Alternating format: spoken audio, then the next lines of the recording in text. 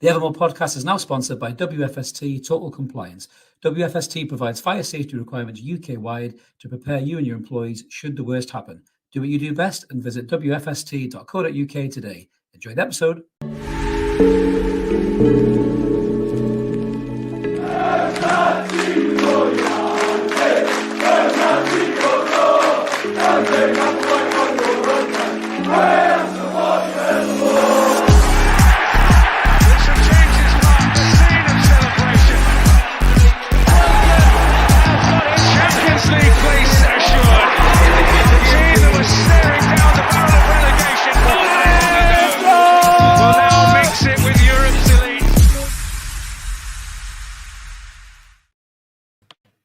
Good afternoon, everyone. Welcome back to the Evermore YouTube channel. It's Chris back with the post-match reaction to another sounding Newcastle United victory. 4-0. We battered Crystal Palace at St James's Park today. In a week full of talking about betting, this was almost a sure thing that Newcastle United were going to get the points today. But bloody hell, didn't we do it in style? We absolutely battered Roy Hodgson's Crystal Palace. And we're going to get stuck right into this in a minute. Just talk a little bit about the lineups, how the lads played, and obviously the big news about a certain Italian who came off the bench as well. But just before we do, a little reminder, if you haven't already, please consider subscribing. We'd love you to come and join us. We're over 5,400 subs, loads of room for you guys in this great community. You've all been going mad in the chat. There's no way I'm keeping up with that, by the way. You've been in there for ages, so I will try my best to bring the comments up for you. I've got Mark lurking in the background there to try and help me along with everything as well. But we're live as always. Jump in the comments, let us know what you guys think about the game. Absolutely brilliant. Dan Wales will be very impressed because I am now a fully paid member of the Jacob Murphy fan club after that performance. What a performance. I'll get stuck into that in a minute. But yeah, like, subscribe, be a member if you fancy. It's less than £2 a month. Loads of quality Newcastle United banner. Right, let's get stuck into it then. So this is how we lined up today. Some changes in the lineup, certainly from the one that I did in the match preview that some people have been giving me some shit about in the comments. We did record it, mind you, before Eddie Howe's press conference, so we didn't know anything about Louis Miley and all this other stuff as well. But Jamal Lascelles continued at the back. Sven Botman well rested. I think we'll see him against Dortmund. Obviously, the rest of the back four was as it is. Midfield of Bruno Longstaff and Joe Linton came in to start, which was fantastic. I didn't think that would happen. I thought he'd be on the bench. I thought Anderson would get another start, but no, it was great to see Big Joe back. Jacob Murphy came in at the front three alongside the returning Anthony Gordon, and Callum Wilson got the nod up front. Alexander Isak hasn't trained with the lads, but he was on the bench alongside a certain Sandro Tonali, which everyone was looking at as the game kind of got into full swing. But we really just went at them right from the blocks, really. That right-hand side, electric, absolutely electric in that first half. Jacob Murphy, probably the best game I think I've ever seen him play in a Newcastle United shirt. Probably this in the Spurs game. He was absolutely fucking phenomenal. He really was. And the first goal comes from him and Trippier linking up really well. Trippier dinks the ball over. Murphy does, I don't know what it is, some kind of a weird flick of his leg. Was it a cross? Was it a shot? Who gives a fuck? It looped over Sam Johnson. England Sam Johnson, by the way. Yeah, question mark there. Over the top of him, we're 1-0 up. Goes to VAR, takes a little bit longer than it should have done. Totally ruled in for a goal, and we're off and running. And then we just battered them, really. We're all over them. I think they had a couple of little breaks, but other than that, they look so average. Palace, they were missing Eze, missing Elise, that Zaha's fucked off. They just look nowhere near the side that they used to be. And I like Roy Hodgson, I really do. He was very classy about Newcastle in the lead up to this game. But I thought we were just absolutely dominant all over the park. Palace could not get a look in whatsoever. And then, a couple of chances come. I mean, Anthony Gordon, Jesus Christ, the back stick, he comes in, side foot, and hits the bar from like 3 yards out or something like that. I couldn't get my head around how he missed that one. I really couldn't. And then obviously Wilson gets a header at the back stick, and that one doesn't quite go in. You think, come on, Newcastle, get the second goal. We do get the second goal again. Jacob Murphy's involved again. He whips a beautiful crossing for the back stick, and it falls to Anthony Gordon, who just side-footed in 2-0 up, well deserved. Gordon makes up for that silly miss that he missed beforehand, and we're cooking with gas, really. And then, funnily enough, a player who's been linked to Newcastle United, England centre-half Marcus Guy, who actually is a really good player, and we talked about him potentially being the Fabian Schär replacement. He tries to play out from the back, 2-0 down, has a slip, and there's Sean Longstaff pouncing on the ball with that high press that all the lads did so well, slots the ball home, 3-0 up, half-time, game over. No chance of Palace getting back in that game whatsoever, to be honest with you. We were so dominant in that first half. that Palace just couldn't get out of the game whatsoever. Some of your comments flying in here. We've got the mighty win in there. Still no clue what Shawnio does, but we keep on performing so long it may continue. I just think he's a proper grafter, isn't he? Really, when he took that goal really well, you can see the confidence growing in the player. When he gets in front of goal now, he doesn't panic. He looks composed in front of goal, and just absolutely class to see him progressing as a player. Yeah, right, Gary. It wasn't a bad day at the office at all, mate. Absolutely, mate. It was superb. George is saying that Roy's team was woeful. They really, really were, mate. They were just so poor. Marcus is saying, didn't know Murphy grew up a Newcastle supporter. Yeah, he did. I think he was born in Burtley, actually. I think Marcus is obviously he's a twin. His twin brother. I think they were born in Burtley, and then they were moved down to Norwich, I think it was, where they obviously started in the academy. Antagonising the comments, yeah, well, Chris, that was a fucking schooling. We made them look like a poor pub team. We certainly did, mate. We certainly did. And just, I think this is Newcastle at their dominant best, really, just pressing teams, rattling teams. Palace looked like they were shitting themselves, when we were pressing them, and then the minute they went 1 or 2-0 down, it was just goal falling apart. And then obviously the goal as well from Longstaff just kills it off. So we go in at the halftime break 3-0 up, absolutely cruising. Come out in the second half. We're pushing. We're looking for that fourth chance after chance. Doesn't seem to quite happen. We're really creating a good few chances. And I was looking at Callum Wilson thinking he's going to be really pissed off if he doesn't get on the score sheet here, because he looks sharp. He was being quite unselfish in his play today, Wilson. He was dropping deep. He was bringing others into play. Some good touches, some good strength hold-up play against the likes of Guy and Anderson. Again, two guys linked to Newcastle. We would need them to be a shite side better than that if they're going to come to this football club. I'll tell you that for free. But Wilson really played them well, I thought. As did Lascelles against Mateta. He really handled that physical battle really well against him, and Wilson played really well against their backline as well. But he, just before he's about to come off, you see Alexander Isak on the sideline warming up. Typical Callum Wilson, but what a ball by Jacob Murphy. Trippier releases it on the right-hand side. He whips a ball across, beautiful pace, right round the back of the Palace defence. Wilson comes in, lovely little outside of the foot control, under the keeper, 4-0. Send them back home to London with tears in their eyes, really, lads. Just absolutely class, and lasses, of course. But yeah, just brilliant from the lads today. Just pure dominant. Pocket Jody saying class again from the lads today. Bring on Dortmund. Too right, Pocket. I don't know why we'd be scared of anybody, mate, at the minute, to be honest with you. The way the lads are playing, they've been absolutely superb. We've got a comment there from Mark Pearson saying, my own friends laughed when I said we'd challenge for the UCL place last season. Hear me now. We will challenge for the title this season, no matter how many extra games we have. Go on, Mark. I love your confidence. We are actually up to 5th, by the way, if you wanted to know. I think we'll leapfrog Aston Villa, I think, and we're 5th in the table. I think Villa play tomorrow, I think it is. I don't know who they play. Let us know in the comments if you know who they play. But we're absolutely brilliant today. I just thought they didn't give us a game. And I think Mark texted me and said it was a training game, which probably isn't too far to Mark, really. Brian saying, Chris, not the only one. We're cooking on gas. It all caught on fire. Absolutely, mate. We were just classing, as Marcus says there. The first half was clinical. So we get to about the 69th minute mark, and we go. Isak was the first one to come out, and then sub after sub after sub came out, and including a certain Italian player that we all had our eyes on. And this was the moment, 69 minutes, when Sandro Tonali came on for Bruno Guimaraes, who was brilliant as well, by the way. Bruno was great today. A couple of times he went down injured, bad ankle, stamped by, I think it was Decore, I think it was. I was a bit worried there, but he got up. Trippier got kicked the fuck as well, and he still got up. But Tonali came on to a rapturous applause from the ground, which you would really expect. I didn't expect anything else from the Newcastle fans, really, just to give him an absolutely brilliant ovation. And, he's a very kind of introvert lad, isn't he, in all fairness, is Sandro. He's not very emotional. He looks a bit like a Vulcan, doesn't he, from fucking Star Trek, actually. But he did look a bit emotional, I think, when he came on, obviously hearing that support. Eddie asked for it in the press conference, and Sandro got it. We don't know what's going to happen with him with this ban, but the fans are clearly behind him. So that was a good thing for Sandro personally, I think, as well. Mark's in the comments there, just saying 4 goals from only 7 shots on target, clinical today. I feel like it could have been 8 again if they wanted to get out of second gear. Funny enough, my mate did actually message me and say that if we get an early goal in the second half, it could end up being 8-0 or something like that, but obviously it didn't quite happen, did it, in the end, really. But like I say, it was great to see Tonali get a good reception. It took him a while to get on the ball, I think. It took him a while to get on the ball. But when he got on the ball, he was good. He was comfortable, he was confident, he got involved with the play. And he played his part. He played his part really. Now, we don't know how long he's going to be banned for. As we say, there's been loads of speculation. People are saying 12 months, people are saying 18 months, people are saying 8 months, like Ivan Toney, but nobody really knows. I think we will know before the Dortmund game kicks off exactly when and how long Sandro will be banned for. But it was nice to see him come on, and it was nice to see him get a good ovation like that as well. Quite interesting enough, I think I've seen some comments there about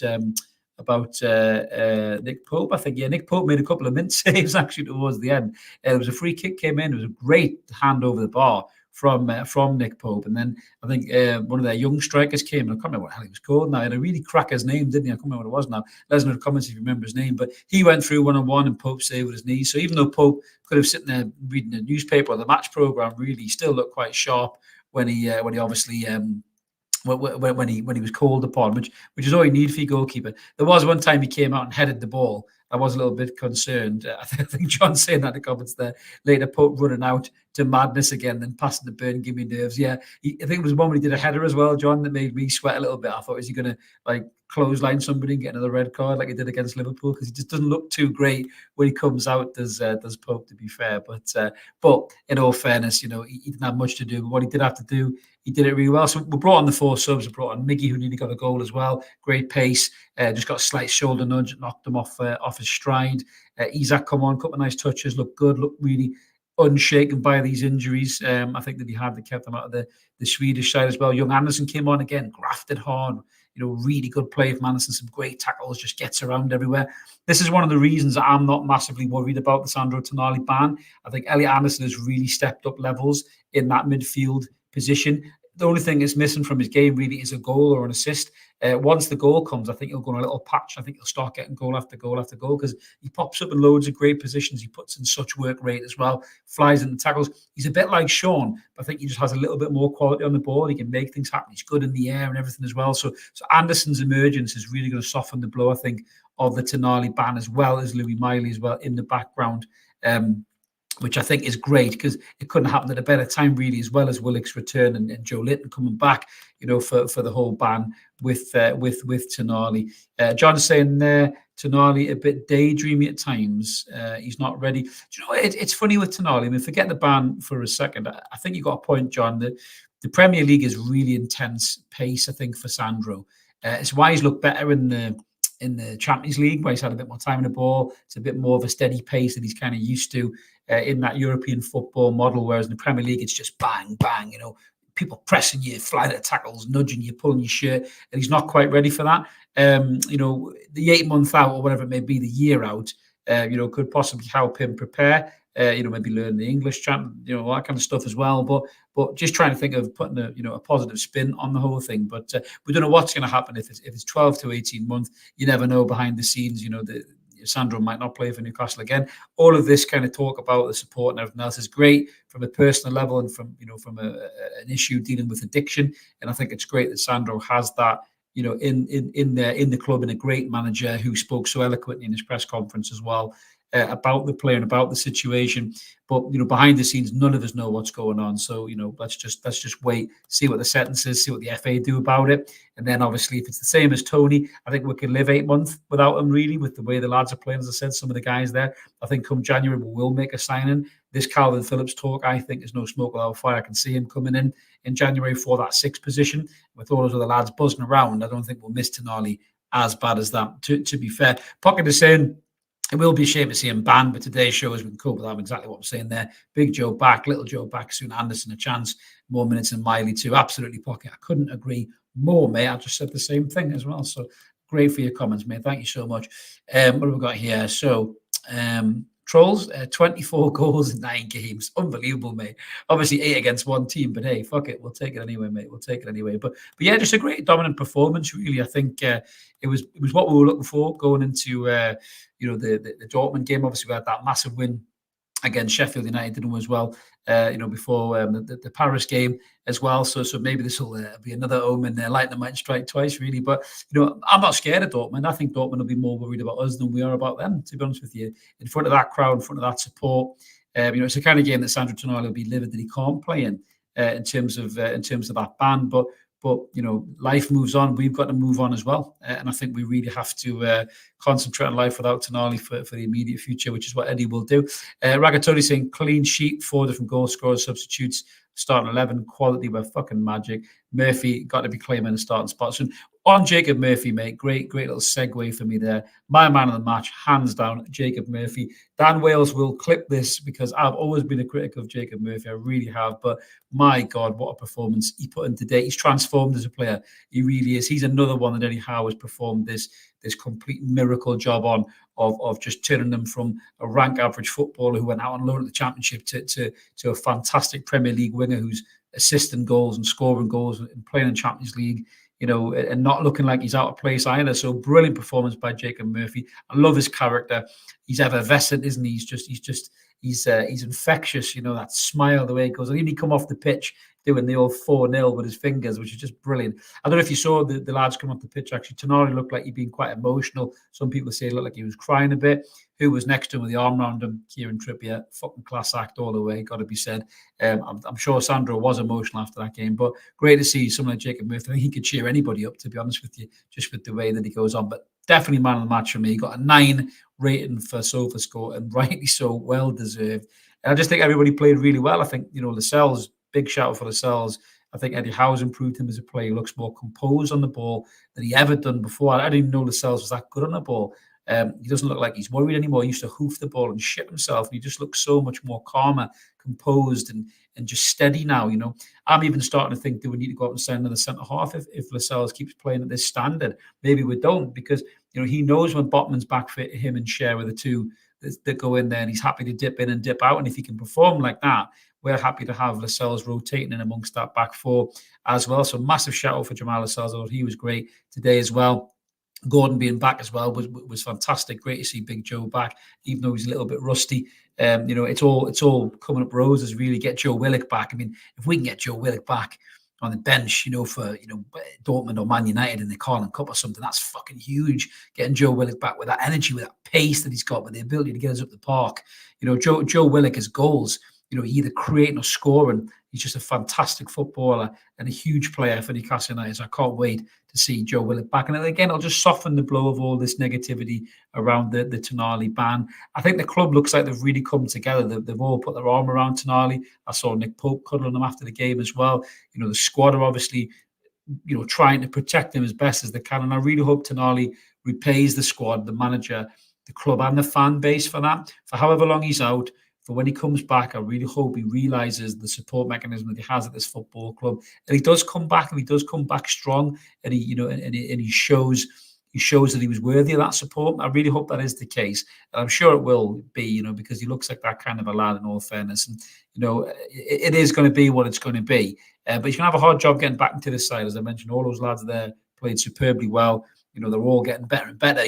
If you're out for a year, how good is Louis Miley going to be in a year? How good is Anderson going to be in another year? It's one of them things you probably don't want to be out of the team. Not this team, because if you snooze, you lose, and you could be out on your arse, really.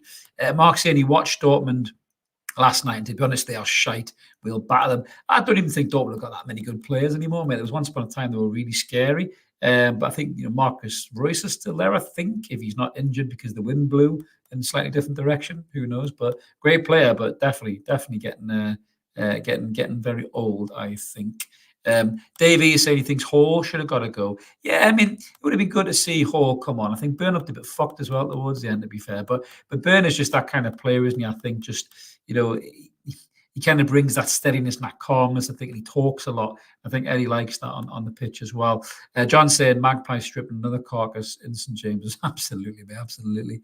William is saying, yes, we do need another centre-back, get a younger one. In there, yeah, listen, mate, if we go and sign, what's the lad called from Benfica? Is it Silva? Yeah, Antonio Silva. If we can go and sign him, Jesus Christ, mate, I'll pick him up from Portugal and drive him back myself. I wouldn't even charge him petrol. Marcus is saying, can't wait to see Willock back. Yeah, absolutely, mate. Willock is he's just a great player. And again, he's so young as well. He's just getting better and better, mate. So having Willock back, I think, would just be the icing on the cake, really, for all of this thing. Brian is saying, Chris, what stands out to me that more than anything is how much our team love playing together. That's the best I've seen Newcastle team in a long time. wearing that badge with pride. Now, yeah, great shout, Brian. There's a real togetherness there. It's not about one individual, is it? I think Anthony Gordon said that in an interview recently. It's not about an individual. It's about the team. It's about how the team, play together and how they stand up for each other and everything else. And I just think that it's it's invaluable, really, in terms of having that as a squad. It really is, and I just think that's something Eddie Howe's created. And I don't think any other managers created that in Newcastle. Maybe even Keegan, Bobby Robson. There was still individuals kind of standing out. And for me, I just think it's brilliant to see, as you say, Brian. It's a great shout, mate. It's an absolutely great shout. Right, what are the comments we've got there? Apologies for the lights, by the way. It's got a bit dark here, and I can't get up to turn the light on.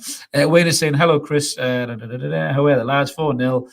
Could have been more. Gordon missed a sitter. Yeah, absolutely, mate. Gordon did miss a sitter. Well, Magpies are saying, doesn't see Anderson living up to the hype. I do, mate. I think he really will. I think he'll live up to the hype. I think he gets better and better every single game. I think we can't put too much pressure on Anderson, but I just think he just gets better and better for me, mate. And the tackles he's putting in, it's absolutely superb. I just think that he works his nuts off, and he's got a bit of quality in the ball. And I think getting the right coaching around him, which he clearly has, for me, I just think he's absolutely class, in all fairness. So yeah, I'm not sure about that one, Magpies, I must say, mate. But you're entitled to your opinion, mate, as always. You're entitled to your opinion. I know Dai's not a huge fan of Anderson, I think, in terms of the ability that he has, and he doesn't think he's going to make it, really. But it's one of them. So Sensible saying, thank goodness the family club from Goodison Park ran AJ out the town. Absolutely, mate. Imagine the difference that lad must feel now. I think from being there to being here is just. It's just absolutely, night and day, really.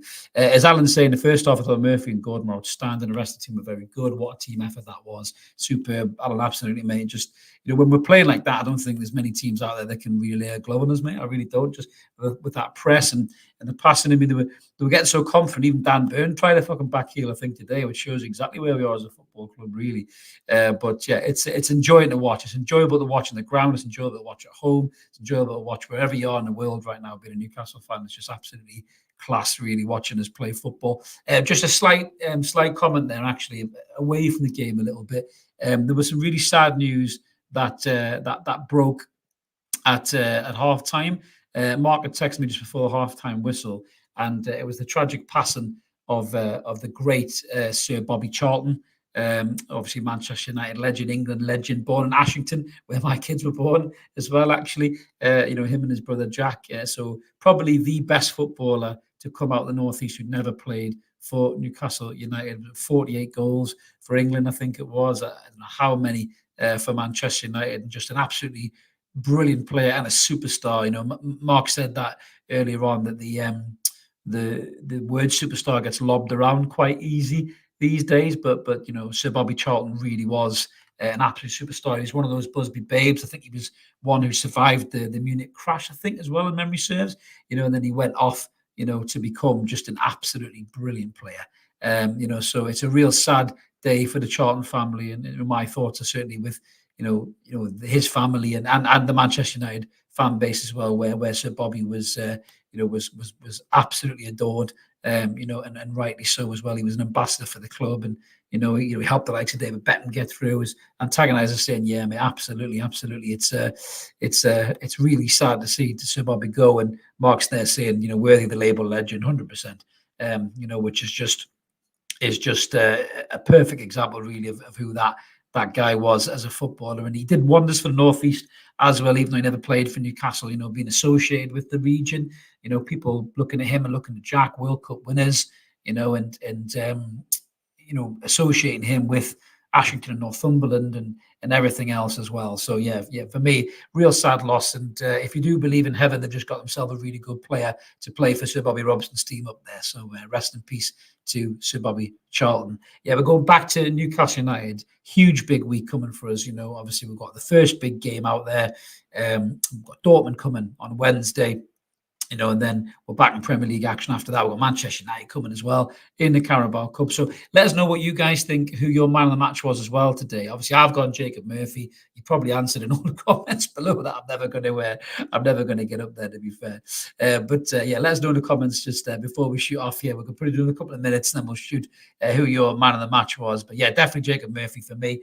Fabian Schär came really close, in all fairness, really, really close, because he was just so good. He was so good today, just pinging these passes around left, right. Seems like Franz Beckenbauer from back in the day when George is straight in. Murphy, his man of the match. Yeah, absolutely, man. I think that's going to be the reoccurring trend there, really. I think for Jacob Murphy being man of the match, and I don't think we're really missing anybody in terms of playing really well. The win saying as well. The big win is saying Gordon again for him. Which was, again, Gordon was man of the match for you. Sorry, man, I think it's Murphy. Gordon was brilliant as well. Just that intensity, man, that intensity from Gordon. I love it. He's tracking back and he's winning tackles. And what a footballer that kid is. I remember we screwed our nose up a bit when we signed him, 40 million quid. Does he fail the no dickhead policy and all that? And he's just been absolutely mint, isn't he? I don't think any of us ever thought that he was going to be as good as that, mate. In all fairness, just what a player. Andrew's saying Jacob Murphy all day for him. Yeah, I agree with you, Andrew. Antagonized saying, yeah, Schär was solid today. Absolutely brilliant he was. For Marcus, Murphy was definitely man of the match. Regatoni saying that Bruno's football IQ is class. He really, really is. He just found up saying the little things he does aren't huge wow moments, but he's so clever. I love the way Bruno comes and gets the ball and he smells that tackle coming and he uses that ball. He uses that body and just turns and he wins free kick after free kick, and it just stops that pressure from other teams as well. That's a great skill that Bruno has, as well as just an unbelievable range of passing and aggression and passion to play and everything. Just again, what a superb footballer for what 40 million quid or something daft like that. Just wow. I mean, people would kill to sign players like this. Wayne saying Murphy was man of the match for him. Absolutely. I don't disagree with that at all. We've got the big English there saying it was way too easy. Watched it at a pub in Melbourne in Australia. It seemed like we were playing the lower league team. Well, thank you so much for jumping in the comments. I don't know what time it is over in Australia. Is it late on? If you had a few beers to celebrate, I really hope that you have, big English. Well, thank you so much for tuning in. Alan saying that Murphy was also his man of the match. He didn't put a foot wrong throughout, 100%. Yeah, Magpies is saying that Murphy was man of the match as well. Is that the Woki Cookie Snowflake Brigade like to push it these days? Oh, okay, mate. So someone's rattled the cage, mate. It's just it's a good day. 1-4-0, Magpies. 1-4-0. We've got there coming from Gary saying, man of the match, Bruno. He ran the whole show. Yeah, I mean, again, Bruno is just absolutely mint, to be fair, isn't he? George is saying Bruno goes to pass three players, one a free kick in the middle of the park. It's game-changing stuff. He's just a great footballer, and he's the kind of footballer other teams are pissed off that they didn't sign, and that's what I love about Bruno Guimaraes. I really do. He flies and tackles. I was saying to my wife watching it, not that she cares because she doesn't like football, but I said, Bruno's down injured. I said, oh, shit. Because I said, no, in our luck, Tonali will get banned for a year. Bruno will get injured, and then we'll be fucked. And then he got back up, and I said, he's probably the best compliment I can give him is him and Joe Linton are the most un-Brazilian Brazilians I've ever seen, because the flying to tackles, they get kicked and they don't roll around for 25 minutes and try and get people sent off. They generally just get back up, dust themselves down, limp a bit, and then stare at somebody like they're going to do them 10 minutes later. And generally, in Bruno's case, that generally happens. He does do them 10 minutes later. So I love the fact that Bruno is that way, in all fairness. And George is right. Yeah, he got studded on the Achilles. I think it was it decorated? I think it was filthy, mate. I don't disagree with that. I'm glad he got back up after that, because that ankle is, I think people target that ankle of Bruno because they want to get him off his stride. But he just seems to get up and get on with it because he's nails in it, to be fair. And I just love him. I love him a bit. Yeah, great reminder there, Ragatoni. Thank you so much. Everybody click that like button if you can. I really appreciate that. We always help. That helps with the old algorithms, helps the channel grow and everything else as well. So yeah, smash that button and drop us a like if you can. We really appreciate that. But right, that's me pretty much done, guys. I think half an hour up. So thank you so much to everybody who's tuned in the chat. As always, it really helps everything flow. Brilliant day, 4-0 victory, 5th in the table. Bring on Borussia Dortmund. Who gives a shit? Newcastle will beat you. This train keeps on rolling. We are going to see, obviously, what happens with Tonali in the next few days. I will be back on doing an update about that, I'm sure, when that kicks off, as well as a couple of rumour hazard videos, maybe in the next few days. What's going on might not happen this Monday because I am away, unfortunately, working. So it's my fault if it doesn't happen. We haven't got any cover. So yes, unfortunately, that might not happen. But keep it evermore. Anyway, guys, there'll be loads of video coming to keep you ticking through the week until we're back for a match preview and the post-match for Dortmund on Wednesday night. Have a cracking day. Wherever you are, everybody, get a beer in, celebrate, enjoy it, and we'll see you later. Cheerio.